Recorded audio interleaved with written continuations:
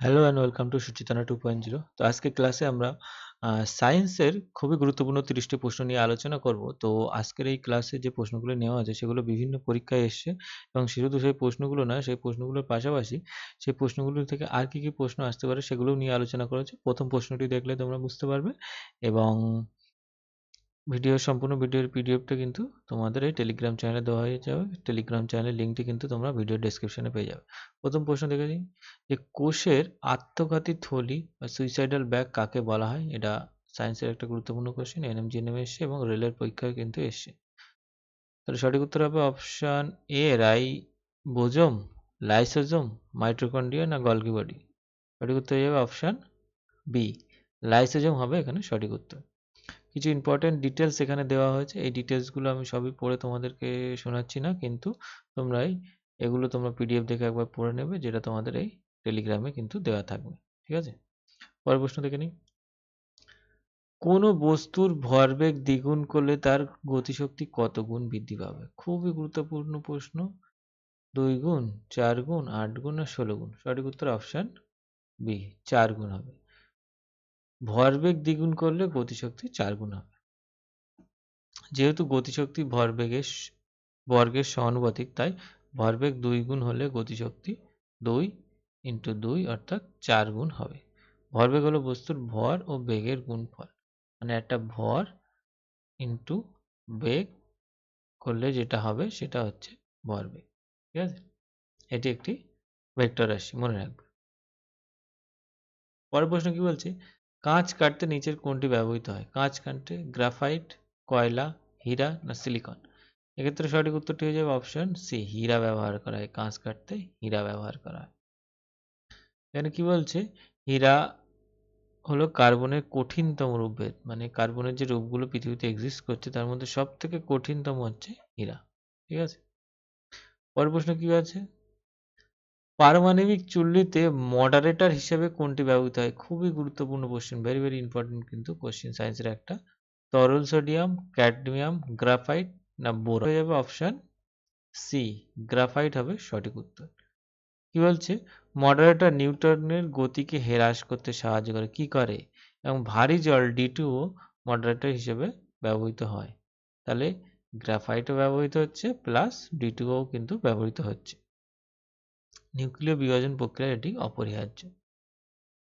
পরের প্রশ্ন কি বলছে, যে মানুষের হৃৎপিণ্ডের কোন প্রকোষ্ঠ বিশুদ্ধ রক্ত বা অক্সিজেন যুক্ত রক্ত প্রবেশ করে? সঠিক উত্তর কোনটি হবে? ডান অলিন্দ, বাম অলিন্দ, ডান নিলয়, বাম নিলয়? এক্ষেত্রে সঠিক উত্তর হয়ে যাবে অপশন বি, বাম অলিন্দ। এটি কিন্তু আমাদের যে হার্টের যে তোমাদের, যদি আমি একটু সহজ করে বোঝানোর চেষ্টা করি, এই যে প্রকোষ্ঠ থাকে, এটাকে যদি বাম দিক যে লেফট সাইড, এটাকে রাইট সাইড ধরি, তাহলে কি, আর এটা হচ্ছে এই যে অলিন্দ আর নিলয়ে কিন্তু এই বাম অলিন্দ, কিন্তু বাম সাইডের অলিন্দে কিন্তু এই লেফট সাইডে কিন্তু অলিন্দে আমাদের বিশুদ্ধ রক্ত প্রবেশ করে।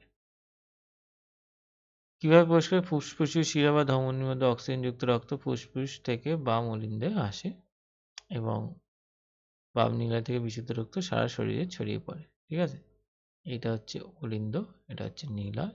এই নিলয় থেকে যদি এটা, যেহেতু এটা লেফট সাইড ধরেছি, লেফট সাইডে এই যে এখানে পরিষ্কার হচ্ছে, বাম নিলয় থেকে বিশুদ্ধ রক্ত সারা শরীরে ছড়িয়ে পড়ে।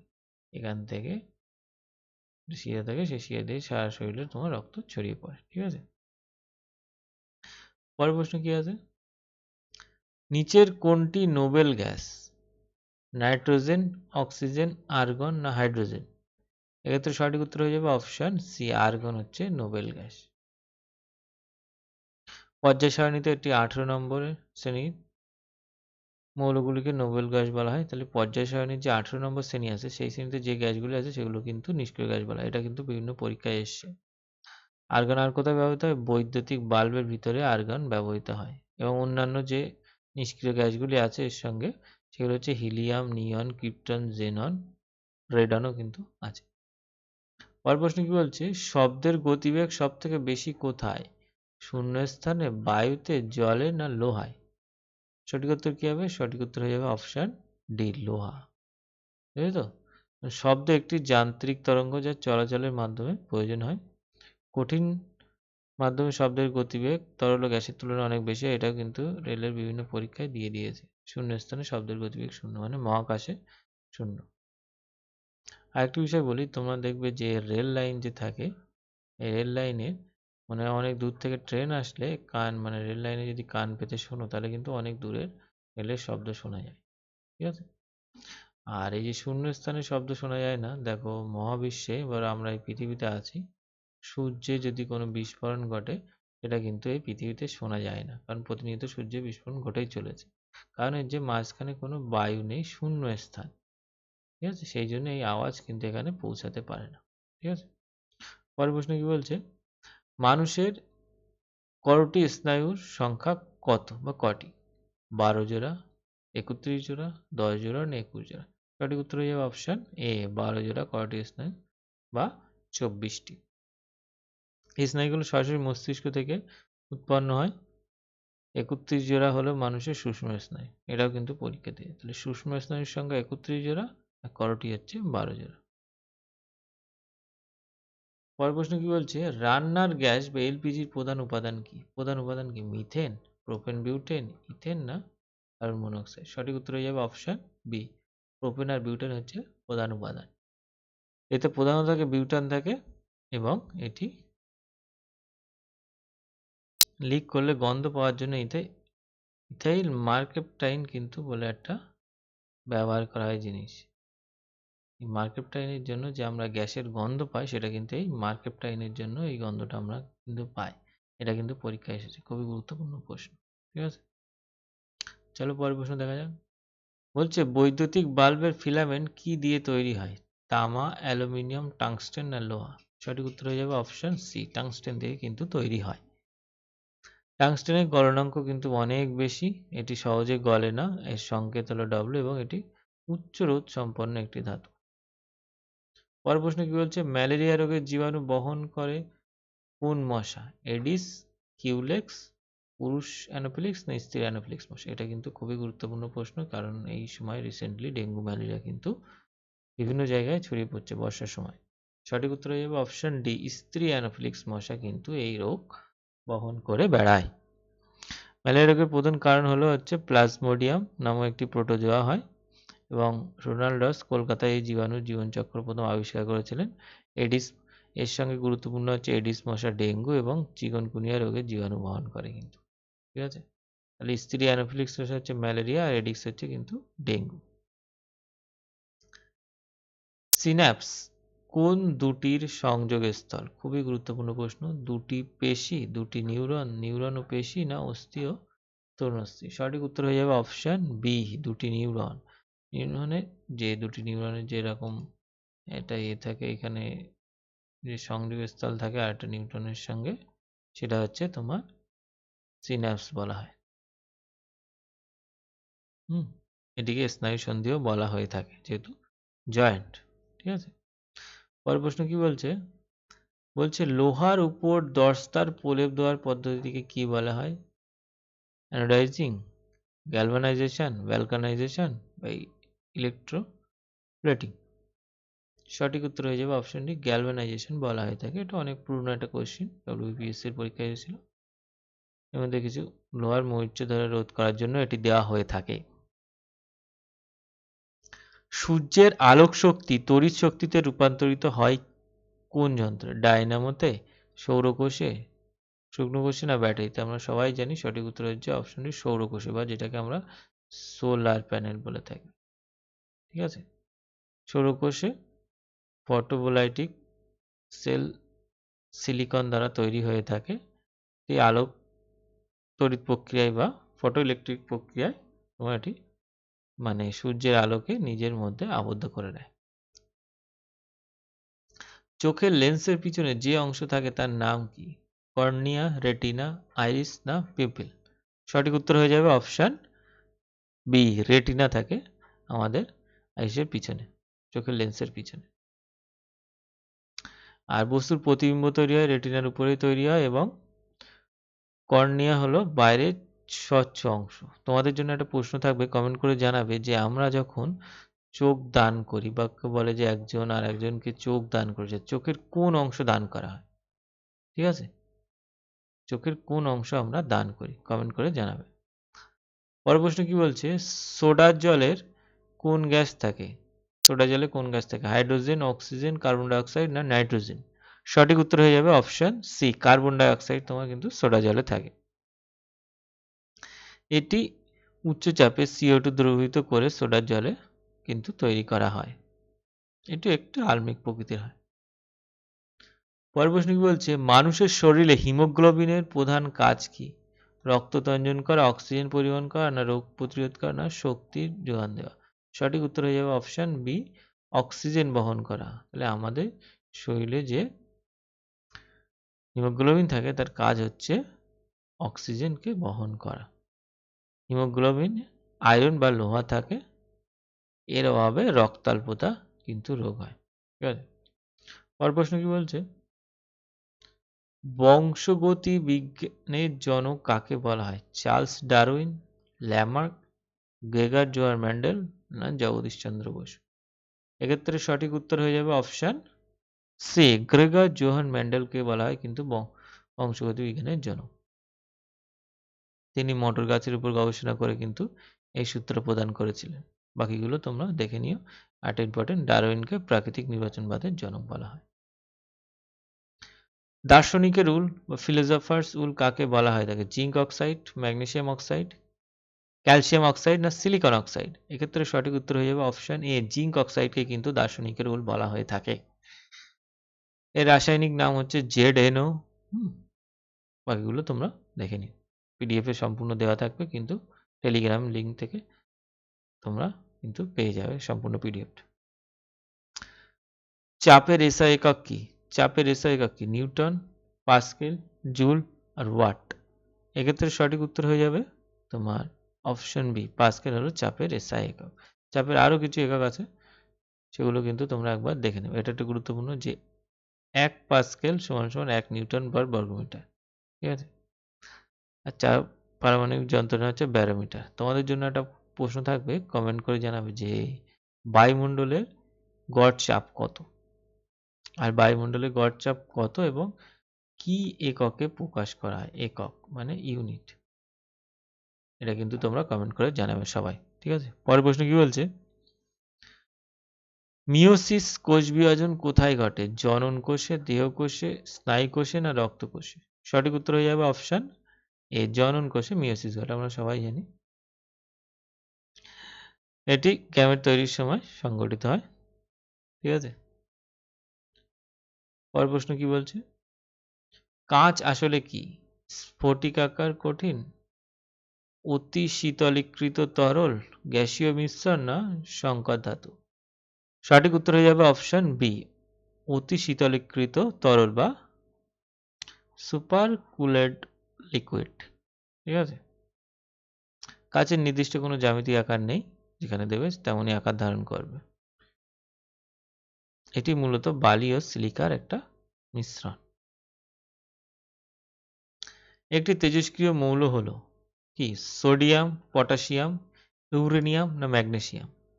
সঠিক উত্তর হয়ে যাবে অপশন সি, ইউরেনিয়াম হচ্ছে তোমার তেজস্ক্রিয় মৌল। এর পারমাণবিক 92 সংখ্যা, ইউরেনিয়ামের পারমাণবিক সংখ্যা 92।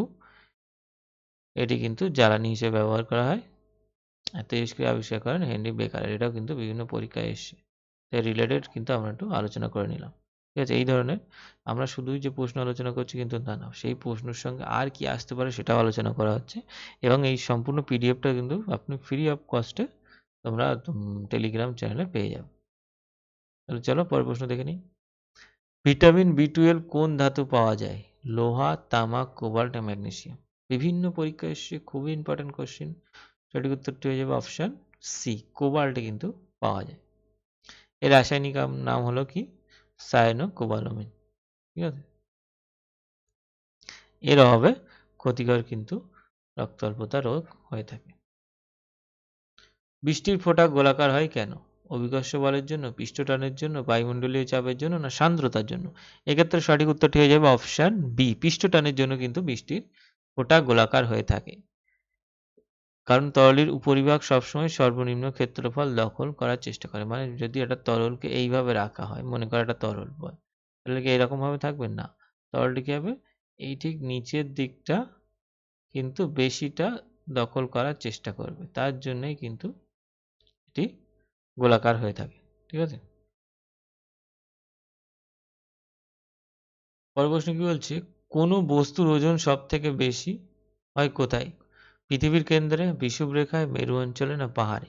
এক্ষেত্রে সঠিক উত্তর হয়ে যাবে অপশন সি, মেরু অঞ্চলে কিন্তু ওজন সব থেকে বেশি হয়। ঠিক আছে? এই নিয়ে অনেকের অনেক মানে সংশয় থাকে, বিভিন্ন সময় কমেন্টে জানায়। আজকে কিন্তু এটি সম্পূর্ণ ক্লিয়ার করে দেবো। চলো তার আগে দেখে নিই কিছু তথ্য। অভিকর্ষজ, যেহেতু মেরু অঞ্চলে অভিকর্ষজ বা জি এর মান সর্বাধিক হয়, তাই ওজন এখানে সব থেকে বেশি হয়। পৃথিবীর কেন্দ্রে বস্তুর ওজন শূন্য হয়, বিষুবরেখায় ওজন সর্বনিম্ন হয়। দেখো আমাদের পৃথিবীটা যেহেতু একদম এইরকম একটু দুই পিঠে একটু চ্যাপ্টা মতো এবং দুই পাশে একটু বেশি মানে স্ফীত। এই জন্য যদি কেন্দ্র থেকে এই দুটো জায়গার দূরত্ব কিন্তু কম। ঠিক আছে?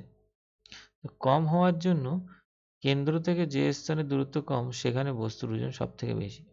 আর এই দূরত্ব থেকে এই দূরত্ব বিষুব অঞ্চলে বা নিরক্ষীয় অঞ্চলে একটু বেশি। যেহেতু পৃথিবীটা একটু স্ফীত আকার, এই জন্য এই জায়গাটা কিন্তু ওজন কম হয়। আর একই রকমভাবে এখানে ওজন, মেরু অঞ্চলে ওজন বেশি। এবার ঠিক আছে, যদি বলে পৃথিবী ভূপৃষ্ঠ থেকে আমরা উপরের দিকে যাব তখন কি হবে? ওজন কমতে থাকবে। ভূপৃষ্ঠ থেকে যদি নিচের দিকে যাব সেক্ষেত্রেও আমাদের ওজন কমতে থাকবে। ঠিক আছে? তো ওজন এখানেও কিন্তু ওজন কমতে থাকবে যত নিচের দিকে যাব। আচ্ছা, তাহলে উপরের দিকে গেলে ওজন কমবে, নিচের দিকে গেলে তো বাড়ার কথা, কিন্তু কমবে কেন? এটা কিন্তু তোমরা কমেন্ট করে অবশ্যই জানাবে। ঠিক আছে? যদি না জানতে পারো আমরা বলতে পারো, তাহলে কিন্তু যদি না বলতে পারো তাহলে পরের ভিডিওয় আমি কিন্তু এটা বলে দেবো তোমাদের। ঠিক আছে? চলো পরের প্রশ্ন দেখা যাক। মানবদেহের বৃহত্তম লসিকা গ্রন্থি কোনটি? থাইমাস, প্লিহা, যকৃৎ না অগ্নাশয়? এক্ষেত্রে সঠিক উত্তর হয়ে যাবে অপশন বি, প্লিহা হচ্ছে কিন্তু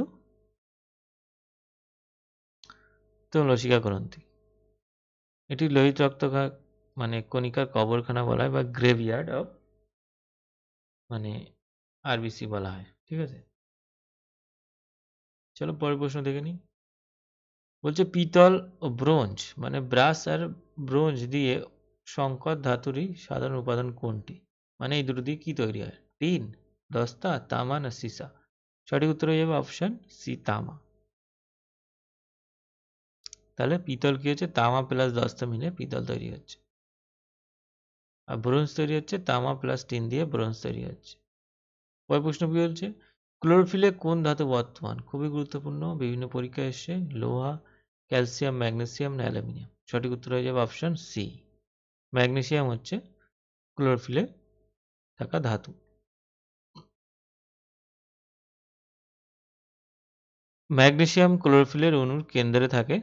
এর অভাবে উদ্ভিদের ক্লোরোসিস বা পাতা হলুদ হয়ে যায়। মানে এই ম্যাগনেসিয়াম যদি না থাকে তাহলে উদ্ভিদের পাতা একটু হলুদ হলুদ হয়ে যায় না, আমরা দেখতে পাই, সেটা ক্লোরোসিস রোগ বলা হয়।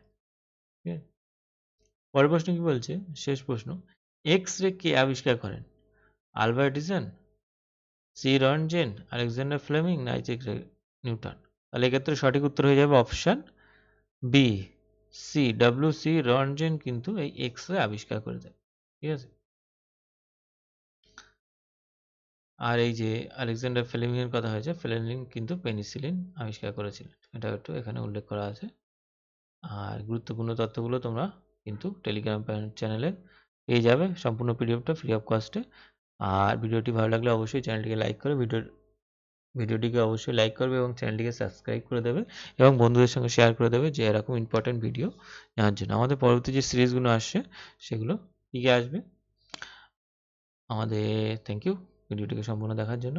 আমাদের যে সামনে ডব্লিউবিসিএস এর পরীক্ষা আছে এবং রেলেরও পরীক্ষা আসছে, তো রেলের জন্য আলাদা সায়েন্সের একটা সিরিজ চলবে এবং ডব্লিউবিসিএস পরীক্ষা যেহেতু আসছে, ডব্লিউবিসিএস এর যে হিস্ট্রি, জিওগ্রাফি, পলিটি, ইকোনমি এবং সায়েন্স যে প্রিভিয়াস ইয়ার কোশ্চিনগুলো এসেছিল, সেই প্রিভিয়াস ইয়ার কোশ্চিনগুলো শুধু ডব্লিউবিসিএস না, এর মধ্যে ডব্লিউবিসিএস প্রিলি, মেন, হ্যাঁ, ইউপিএসসি প্রিলিমস এবং আদার স্টেট, আদার যেরকম এম এমপি পিএসসি, ঠিক আছে, ইউপি পিএসসি, এদের কোশ্চেনগুলো কিন্তু আলোচনা হয়। যেমন হিস্ট্রি নিয়ে আলোচনা করে, সব হিস্ট্রি কোশ্চেন কিন্তু এখানে পরপর আলোচনা হয়। জিওগ্রাফি, সব জিওগ্রাফি, এইভাবে কিন্তু আলোচনা করাবে আমাদের নেক্সট ভিডিও। তাহলে ভিডিওটি ভালো লাগলে অবশ্যই লাইক করে দেবে এবং এই ভিডিওগুলো দেখার জন্য কিন্তু চ্যানেলটিকে অবশ্যই সাবস্ক্রাইব করে রাখতে হবে এবং বেল আইকনটিকে প্রেস করে রাখতে হবে। আজকে ভিডিও এখানে শেষ করছি। চলো দেখা হবে পরবর্তী ভিডিওয়। ভালো থাকবে। শুভরাত্রি।